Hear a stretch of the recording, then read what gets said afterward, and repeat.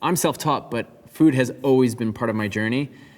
I started cooking at 15 in pizza restaurants, and then I slowly worked my way up through various restaurants in New York City and Los Angeles, and just started incorporating more and more skills from the kitchen, learning from other people, reading cookbooks, watching recipe videos on television. And yeah, I think self-taught is, for me, is the way that I've started to cook more.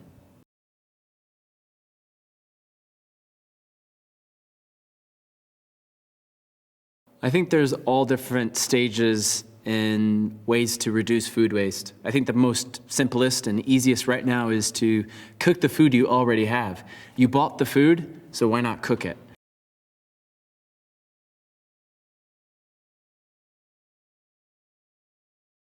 I'm not just appreciating the food, but I'm appreciating the people who grew the food, who brought the food to the supermarket or to the farmer's market.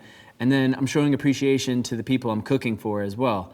If I can show people how to use the whole ingredient in fun, simple, and delicious ways, more and more people will cook this way, and people will enjoy and embrace a low-waste lifestyle.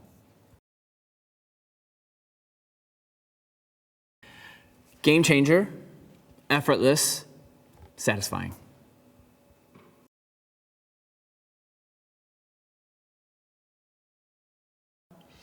Great question. I started very slowly. I started inviting people over to my apartment in New York City, where I was hosting supper clubs and dinner parties, and friends of mine told me that I should create content and put it on social media. But I realized that if I was going to do this, that what I create needs to inspire, it needs to educate, and it needs to transform the way that we were taught prior. So I tried to embrace all those three ideas, those three pillars in my cooking, and hopefully people will take on those teachings, and they can educate themselves, they can inspire themselves, and also transform the way they cook. So it started slowly, but little by little, more and more people started taking notice, and yeah, I'm happy that more and more people are reducing their food waste at home. Ooh, you know what? I really enjoy, this goes back to my childhood, I really do enjoy a peanut butter and jelly sandwich and a glass of oat milk.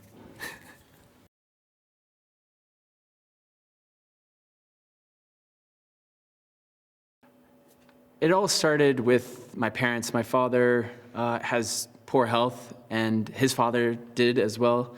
And for me, I wanted to be conscious of what I was putting into my body and making sure that I can also live a long, healthy lifestyle.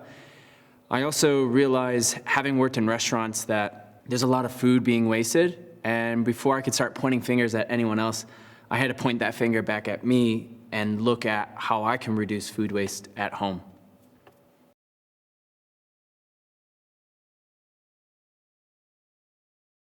There's ways to cook the whole entire ingredient, like broccoli stems and the stems of herbs and the banana peel as well. There's ways of cooking ingredients before wasting them. And it's all about just cooking the food you already enjoy and just finding new ways of adapting the whole ingredient in that recipe.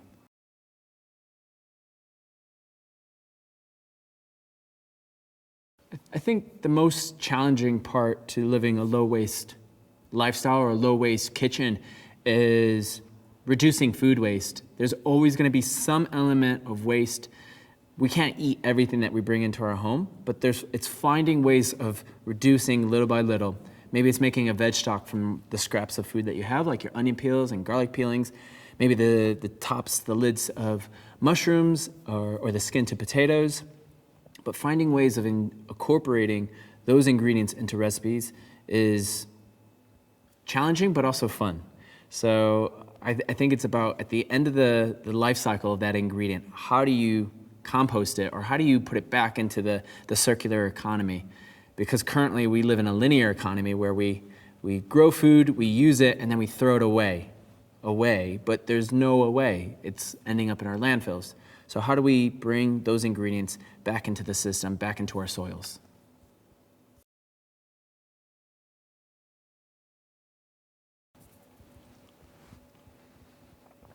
Oh my God.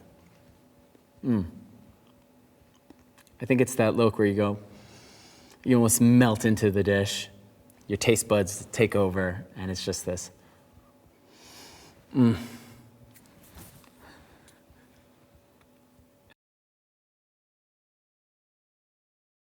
What I enjoy most is getting to meet people who follow me on social media, who follow my recipes or my cookbooks, and meeting those people face to face whenever I'm traveling brings me a lot of joy and inspiration, because there are people behind our phone screens and our laptops and people who are going to bookstores to buy cookbooks. Getting to meet those people inspire me to do better. So that brings me a lot of joy, and it motivates me to keep going.